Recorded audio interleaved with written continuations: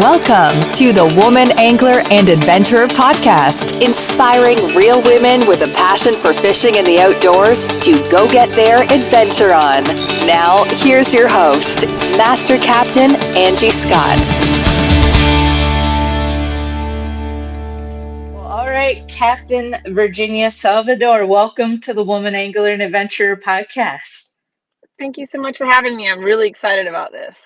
Yeah, thanks for taking some time out. You just got off work. You're in your car there, and I'm actually in South Carolina, so I'm kind of on the road right now myself, out of my normal element here. We were here at the Key West factory in South Carolina, getting some modifications done on the boat, which is exciting. And then from here, I'm hitting the road to Dallas to go fish the first LBAA Women's Pro Bass Tour tournament of the year. So that's so cool. Yeah, so everything's just kind of boom, boom, boom. But I'm looking forward to it. And I think I mentioned to you, March is Women in Sports Month, and so so it's fitting to be able to feature you on the show this month because, man, I've been following you on social media.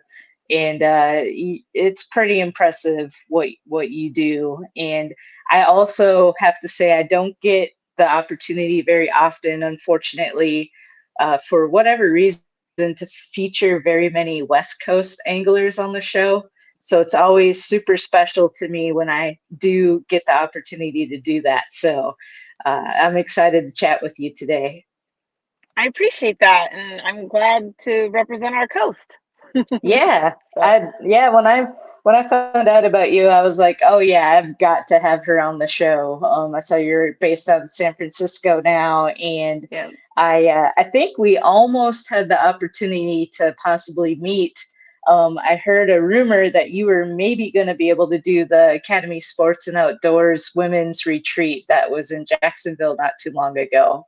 Yes. I was invited like 3 months prior, and then the holidays came. It was just something I couldn't really get all the time off to do. I'm going to plan a little bit better for next year if they invite me again. But I was this close to meeting you. I was like, you're there? I was going to be there. Yeah. That would have been so cool. It would have been. So small world, actually, because I was planning on having you on the show, and then I found that out, and I'm like, man, that's crazy. So I know. Well, cool. Small world, actually. Yeah, totally. Fishing tends to be a little bit, I mean, especially women in fishing too. Like, absolutely. We all seem to kind of be connected, and a lot of us support each other, which is awesome and super important. So, but I want to kind of introduce you to our audience. Like I said, I don't get a chance to feature West Coast anglers on the show as often as I'd like. And, going forward, if you have any suggestions, like I'm always open to that. It's just, I guess, maybe me being in Nashville and kind of going back and forth between there and Florida, I'm so far removed from that side, so. I know a lot, not lots, but awesome. I do know a few solid anglers. I mean, captains that are from all the way from Washington down to the Southern California coast. So we're pretty connected on this coast. There really isn't as many as I see on the East Coast. Florida seems to have trillions, but here it is less. That you don't find them as much as your coast I've seen. Why do you think that might be? Is it just is it a more like treacherous kind of situation, or? I think it's the weather too. Okay.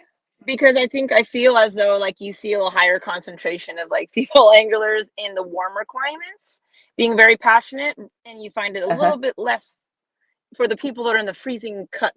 You know what I mean? Right. You do have to be put in some situations that aren't easy to deal with, and I think that sometimes that might stray people away from it a little bit more if it's freezing cold. Sure. Just a thought or a theory. I mean, it seems like Florida has a bunch, right? Yeah. I mean, I personally, that's why I'm so attracted to Florida, is because I'm from Minnesota, believe it or not, originally. But I'm done with that. I lived that for 21 years. I'm like, I don't need that in my life. I love the warm. You want to be tan now. Yeah, exactly.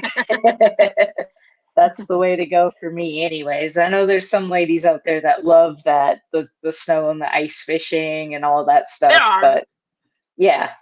But introduce yourself to the audience if you wouldn't mind. Just kind of tell us how you got, you're from California from what I understand, and kind of how you got into fishing and becoming a captain. Okay, hi, my name is Captain Virginia Salvador of Gatecrasher Fishing Adventures. I'm based out of the San Francisco Bay Area, and during our saltwater season, we are port in San Francisco on Fisherman's Wharf on the front row. And being in that area during that time of year, which is usually from June to October, we fish for king salmon, halibut, rockfish, lingcod, and all those delicious sustainable species. And then during our winter season, from November to May, we travel up the river system back to Pittsburgh, California, and we fish for white sturgeon. What's pretty unique about our company compared to others is that we are strictly catch and release for white sturgeon.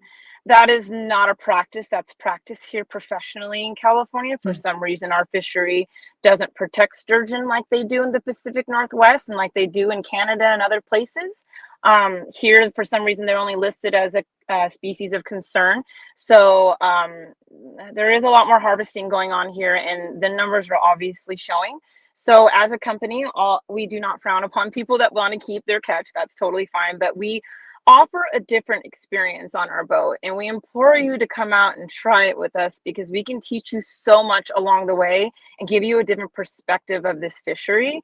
And we really do hope that more change happens, because you have to protect your fishery. You have to. Yeah. There are business partners, and I do believe fishing is so much more than food for the table. But I also am 100% a sportsman.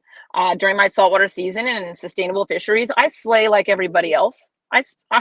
Bloody ducks, where are you? Yeah, here. But I just during our winter season and moving to this other part of our system and how sensitive that population is, we just decided to do something different. And to be honest, it was kind of scary at first, but we've been embraced, and we've Good.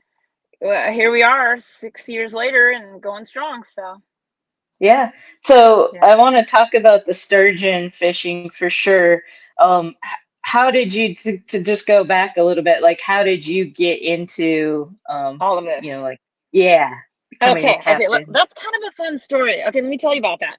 So, about 7 years ago, I moved back to California. I was a military spouse, and I moved all around the United States, had a family, and all that jazz. Unfortunately, different things happen in your life, and I came back home after all these years, and I, I don't know if I really remembered who I was.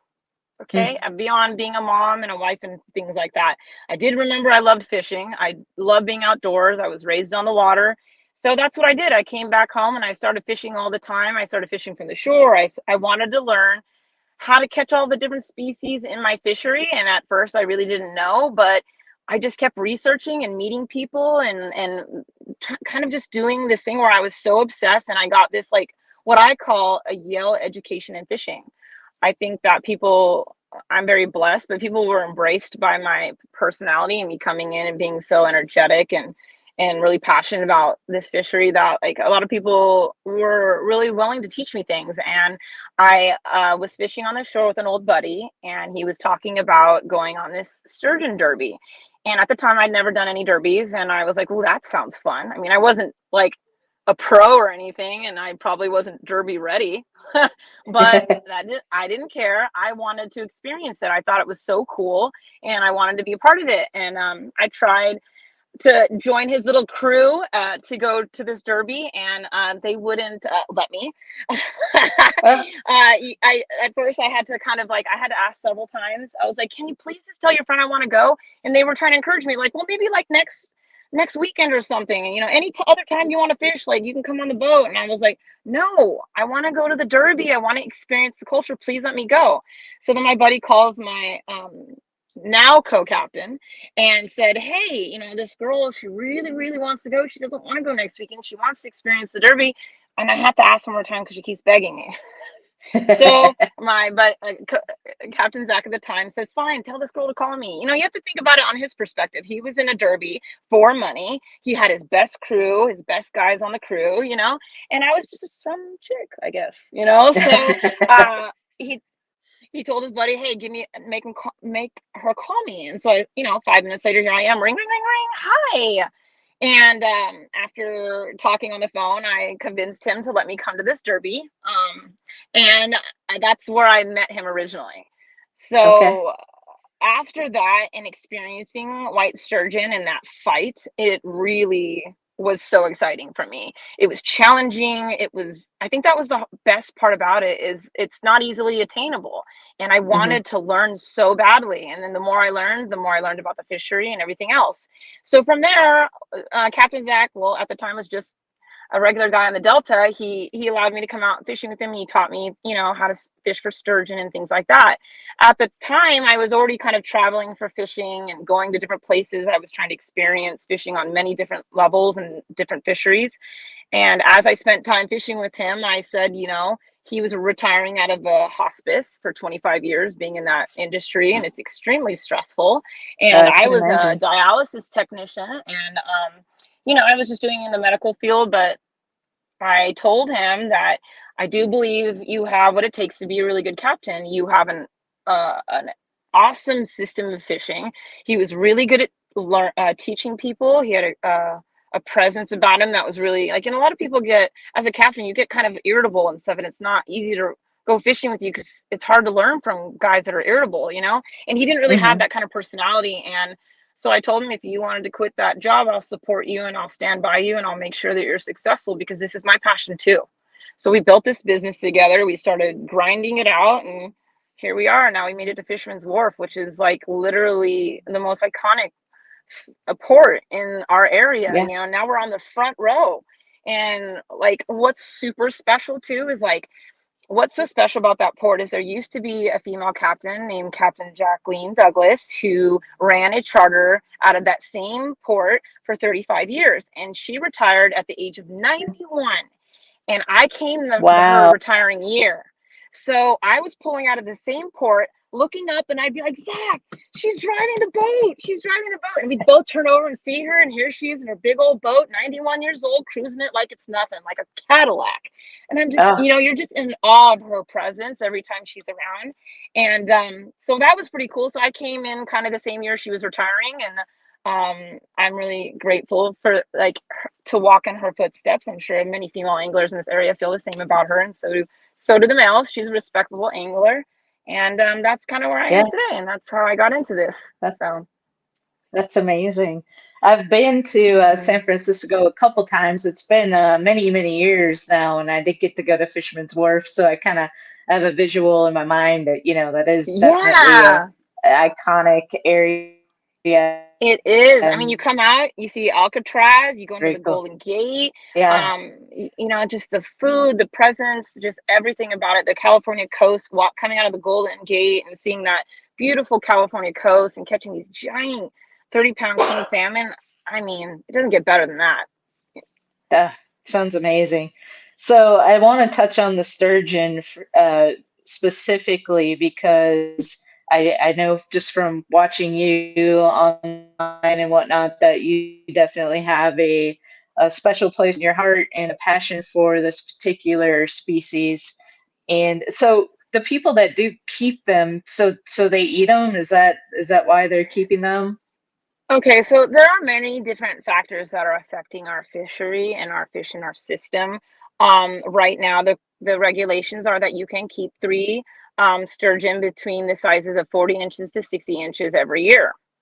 But there are many other things that are affecting them. Water diversion, you have environmental factors, you have poaching, you have so many different over harvesting, obviously, things like this. But there just hasn't been enough research there hasn't been enough funding in the research to get the proof to show how bad this fishery is. And I don't know why that's the reason, because in other fisheries like Pacific Northwest and Canada, white sturgeon are preserved and conserved and absolutely thrive in those areas. And California is a little behind the curve on that for some reason. But what is so cool about the opportunity that we're getting now is that we are the first charter to ever start collecting data for the Department of Fish and Wildlife to show them the numbers in our fishery, to show them like really what's going on. Because with the current research they're doing now with dragging nets and stuff, they're not even getting maybe 15% of what we catch each year.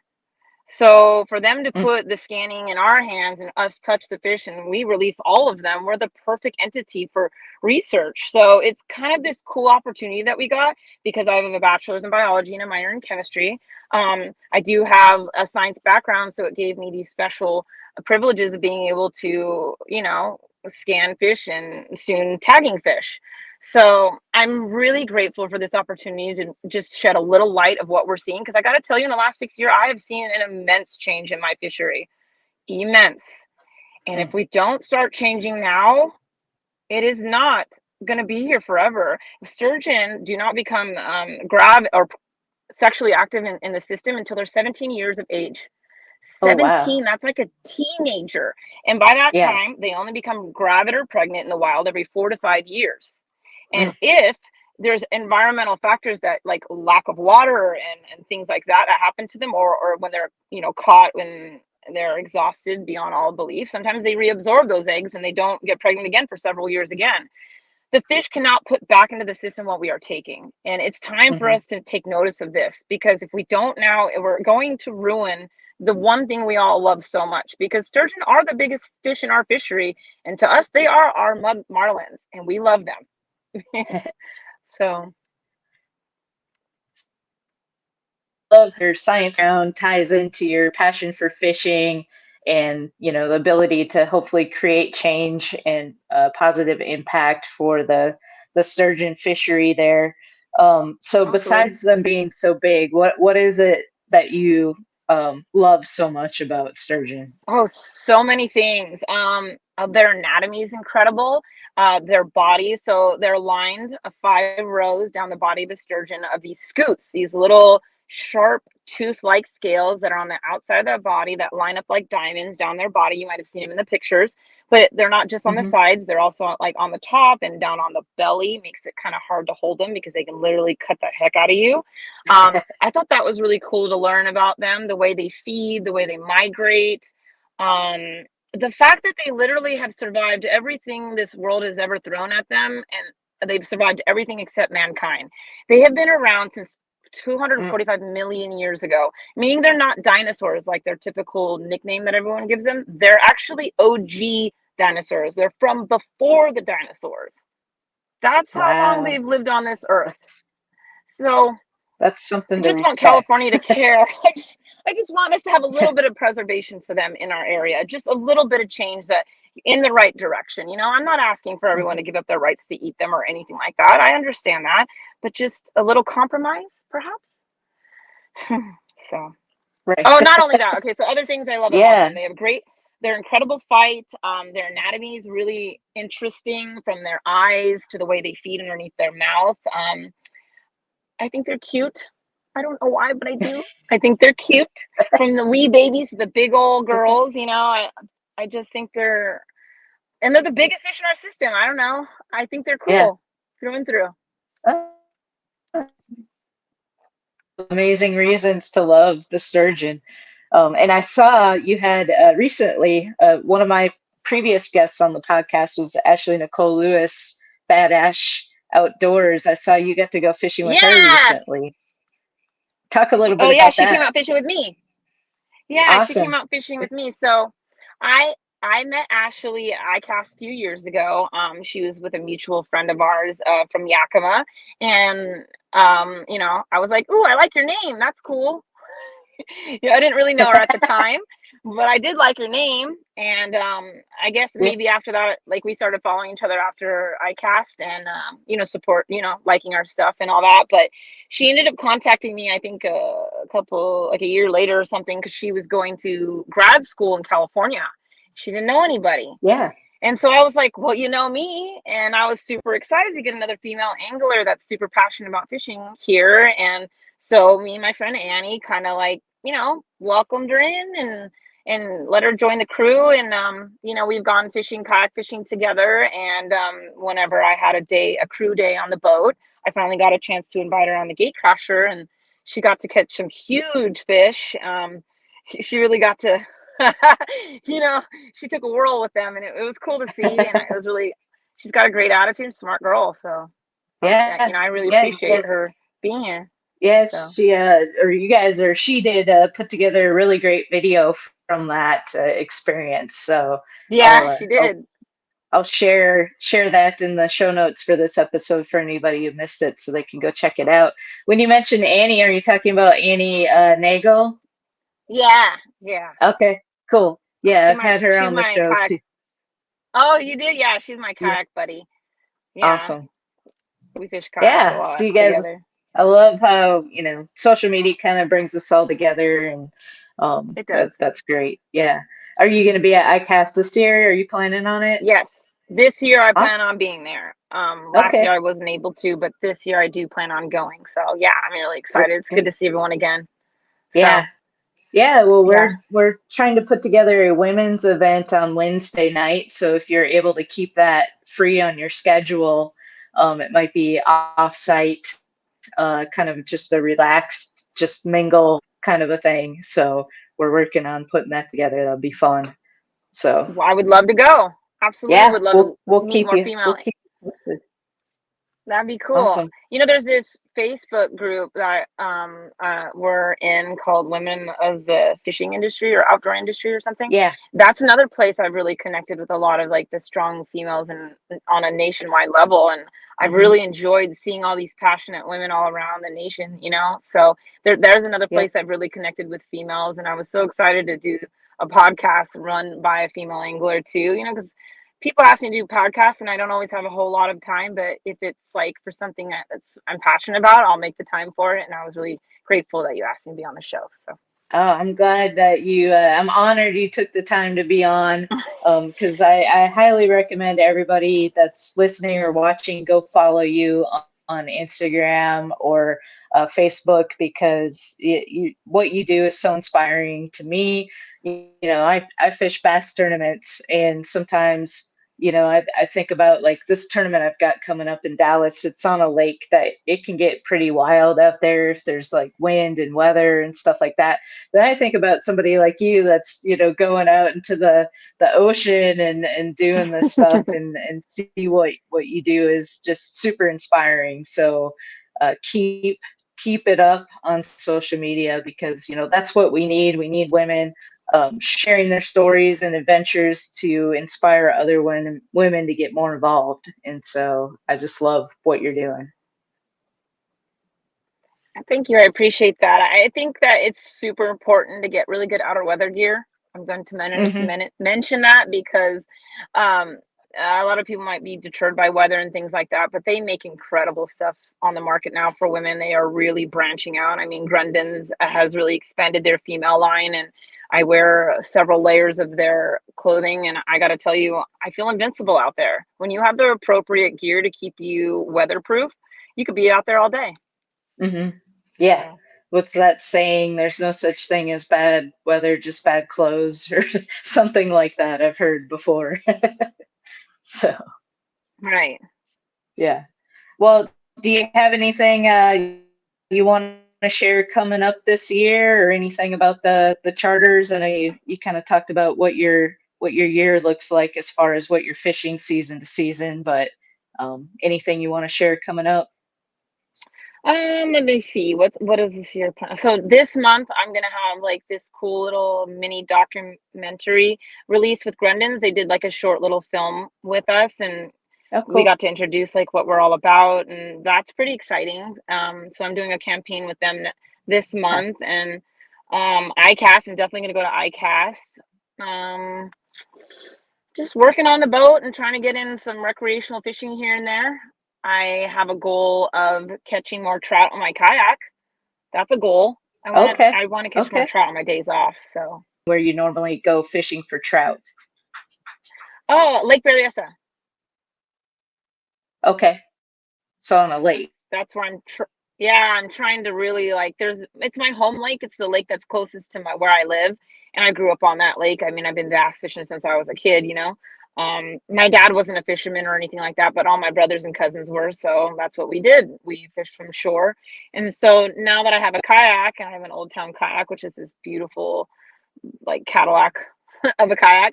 And so I've caught sturgeon on it. I've caught several species, but I want to learn how to target trout like in a like off planers and go deeper and like learn how to do that on my kayak a little bit better. Mm. I haven't really had a whole lot of experience doing that, so it's kind of my own little personal thing. I just want to get better at trout. I know everyone probably has tons of experience as a kid catching trout, but I was more of a bass girl, you know. I'm really starting to get more into trout now in my later, like, as I've gotten older. So it's my little goal for myself. Awesome. Well, we'll continue to follow you on social media. I'll put links in the show notes so people can check it out. Facebook, Instagram, Unforgettable Virginia. And thank you so much for taking some time to be on the show. I really appreciate it. Absolutely. Thank you so much for having me, and I can't wait to see you at ICAST. Yes, I look forward to that. All right.